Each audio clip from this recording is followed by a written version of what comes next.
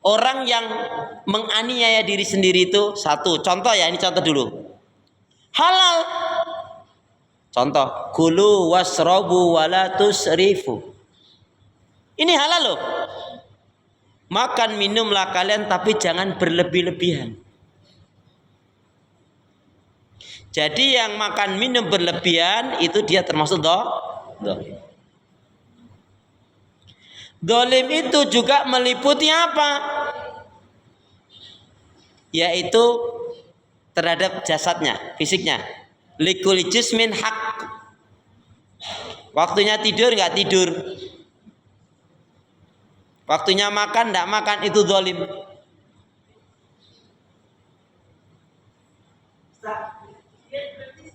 Enggak, kalau dia dengan ilmu. Kan kalau dia itu terprogram. Ya. Begadang sih boleh saja kalau ada manfaatnya. Kalau hanya perlu, semua perlu. Dolim. Dolim itu juga mungkin ada kecerobohan dan dosa maksiat yang dia lakukan. Tapi boleh juga dolim itu karena apa? Orang terkena seperti tadi itu, Bu. Boleh jadi karena mungkin ada. Walaupun sholatnya, Bu, sehari 1000 rakaat, dia jahat sama orang tuanya, dia pelit sama orang tuanya, dia pelit dengan pasangan hidupnya, dia pelit sama anak-anaknya. Itu dolim. Dia nggak baik sama tetangganya.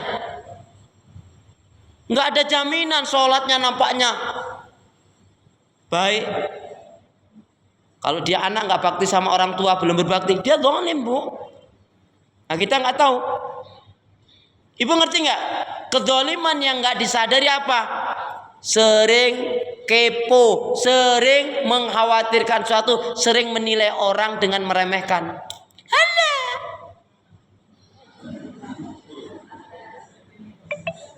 Atau karena apa? Termasuk dolim adalah kikir.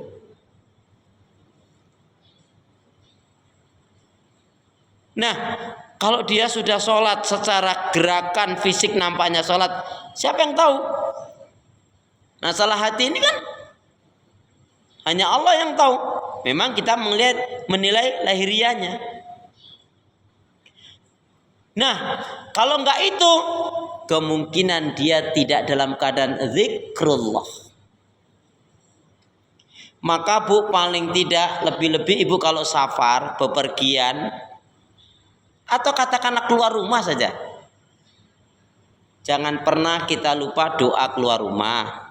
Kemudian membaca paling enggak 2 saja. Banyak ta'awudz, a'udzubillahi minasyaitonirrajim, dan juga atau membaca Rabbi a'udzubika min hamazatis syayatin wa a'udzubika Rabbi ayyahdurun. Kenapa? Karena itu jaminan dari Rasulullah ya. Maksudnya siapa yang dia melazimkan, membentengi dirinya minta kepada Allah dengan membaca Rabbi a'udzubika min hamazatis syayatin wa a'udzubika Rabbi ayahdurun, maka Allah akan jauhkan, hindarkan, selamatkan dari keburukan dan fitnah. Ditambah kita kan pagi dan petang diajarin. Doanya gimana? Doanya pagi dan petang gimana? Ya Allah, Bismillahilladzi la yadhurru ma'asmi say'un fil ardi wala fis sama'i wa huwas samiul alim. Amin gitu dong. Lama banget sih. Ya. Jelas ya, Bu ya? Gitu. Tapi kalau dia sudah melakukan semua itu tadi, qadarullah. Pasti di balik itu Allah menyadarkan kita mungkin ada kesalahan yang kita nggak ngerti. Kalau itu teguran dari Allah, Bu, insya Allah selamat. Yang menjadi masalah, Bu, kalau itu karena laknat atau azab dari Allah, itu yang ngeri. Nah, kita nggak tahu itu. Apalagi sampai puluhan juta, hampir ratusan juta. Ya Allah alam, kita nggak tahu.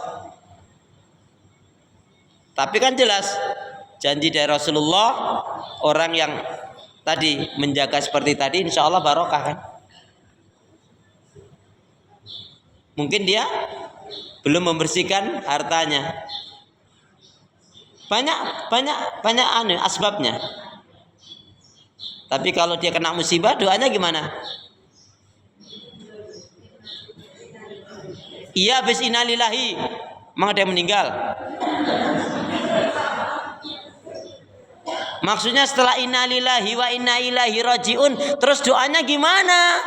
Doa kena musibah gimana? Doa kena musibah gimana?